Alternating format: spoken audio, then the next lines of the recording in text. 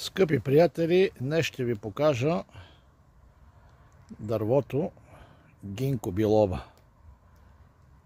Тия двете дръвчета, ето това и ето това, съм ги купил преди 3 години.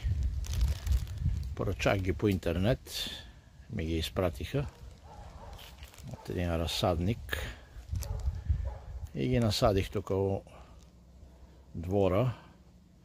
Ето, дойде време да им береме шумата. Ето така. Берете шумата. Само шумата е полезна. Ето виждате. И слагаме в един плик.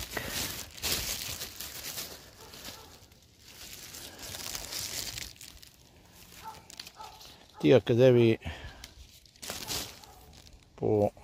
дават по рекламите, по телевизии, по това, по това, лекарствата им от гинко билоба, вредени кипели, имат тия толкова много дръвчета да ви берат и да ви правят тия химии. А ето, вие си го насадите, ще си я оберете шумата, след това ще я сложите да я сушите. Шумата се бере август, септември, преди да изсъхне и да опада. Ето, по този начин берете я и я слагате да я изсушите. Ето виждате. Така се бере. Това е шумката гинко билоба. Ето виждате какво представлява.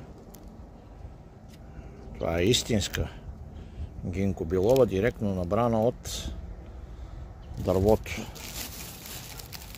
Ето го и другото дръвче. Тук имам и смокиня. Ще набереме после и листа от смокина. Следващия видеоклип ще ви разкажа за нея. Ето виждате така се берат. Всеки може да си купи, да си насади и това е. То нищо не изисква. Не е абсолютно никакви грижи не се полагат за това дръвче. Само когато е много суша, да го полеете. Не се пръска с никакви препарати.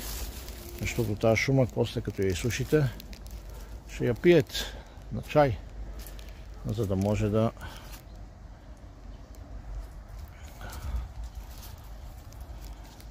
има някаква полза. Ето така, по този начин го берете. И ето го дръвчето. Виждате го колко дебело е станало стъблото.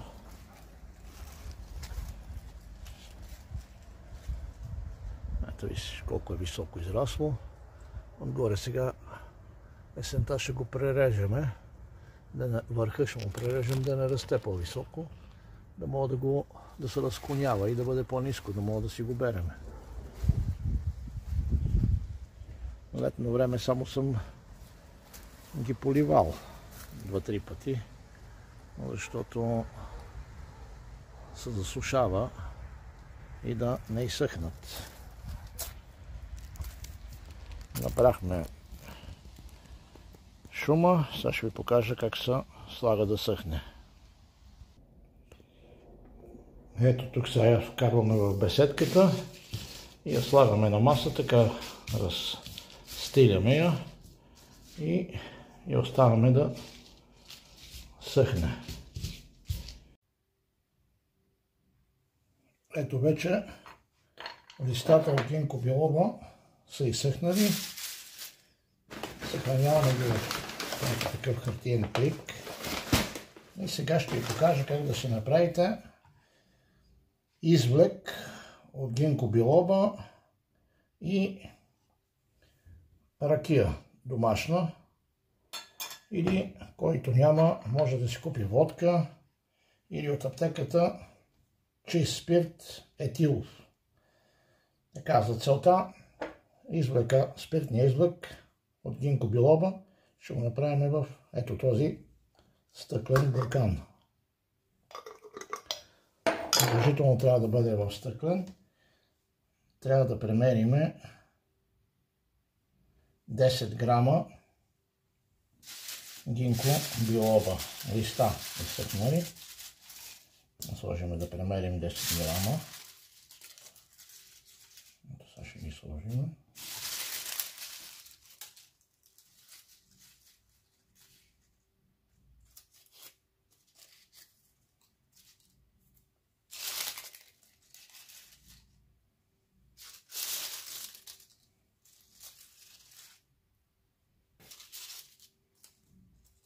Ето, това вече са 10 грама.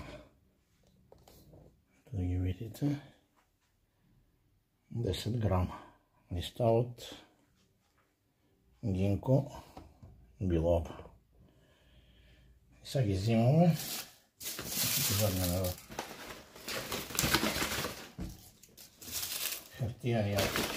хартияната чантичка.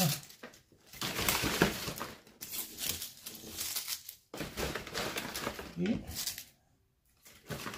другите взимаме, натрошваме и слагаме вътре в бурканчето.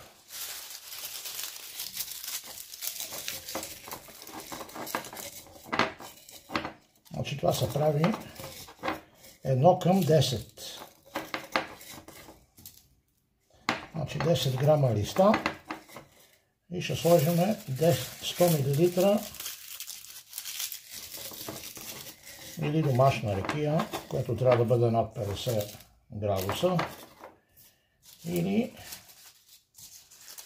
спирт, етилов спирт. Ама ние сега ще си го направим с домашна ракия. Най-добре е с домашна ракия да си го направите.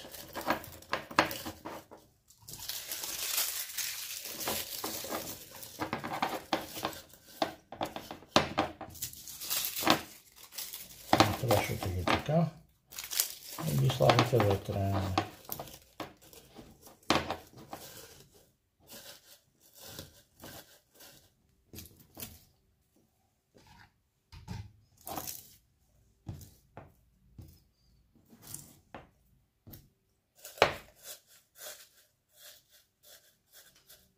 И това е мерка.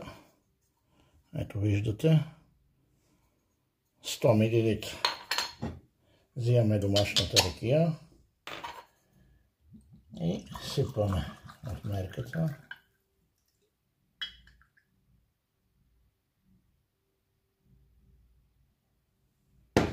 Ето. И сипваме в бурканчето. Затваряме и всеки ден по 10 на секунди е така разклащате. Го оставате 2 седмици да престои на тъмно. Може в мазата, може някъде на хладно и на тъмно място. Ето сега ще видите как ще почне да помътнява. И след това, като го направите, след тия 2 седмици, като са минат, това от бурканчето течността може да я излеете в едно стъклено шишенце, да си вземете от аптеката, отгоре с капкомерче и в една чашка, така с вода, ето, капвате по 10-15 капки. От 10 до 15 капки. И консумирате 2 пъти в деня. Сутрин 10 капки или 15 и вечер 10 капки или 15. А който не може да употребява алкохол, защото това е алкохол тук вътре в ще се получи извлек от гинко билобата и от ракията, от алкохола. Ще стане тази настойка, този екстракт. Който не може да употребява алкохол, взима и ще си направи чай. Чая как се прави? Една лъжица чайна взима гинко билоба, а така я натрошва и една чайна лъжичка в половин литър вода. Ето, това е канчето, примерно, ето го канчето е половин литър.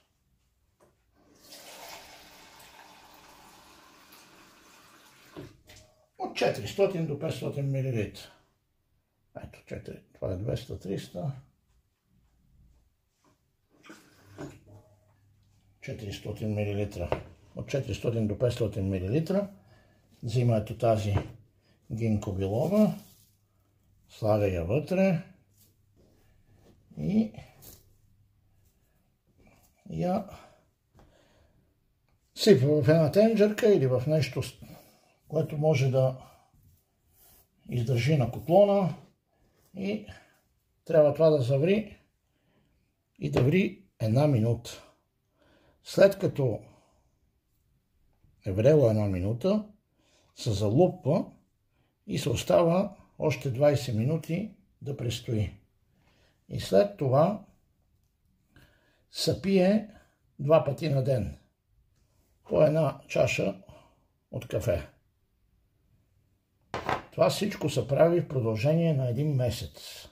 След това се почива 10 на 15 дена и след това се прави още 1 месец втори курс, за да има някакъв ефект. Сега гинко билобата на какво помага и какво лекува.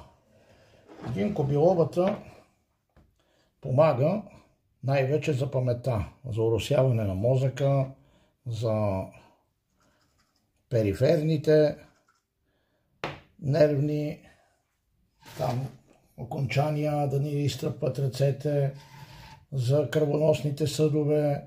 Там тая госпожа Примова и господин Примов, там гинко, еди какво си по телевизията, рекламите и щуротиите, къде ги дават. Госпожо Примова, еди кое си лекарство, па го забравила, па това, па онова. Ето това е истината. Онова там е всичко една химия. А това е... Набрали сте си го ви от дървото, направили сте си го и го употребявате. Мисля, че съм ви бил полезен, скъпи приятели. Показах ви за как може да си приготвите по 2 варианта. Единия с извлек или екстракт от алкохол и гинко билоба изсушена, а другия да си направите чай. Това е за днес, скъпи приятели. Ще се видим в следващото видео.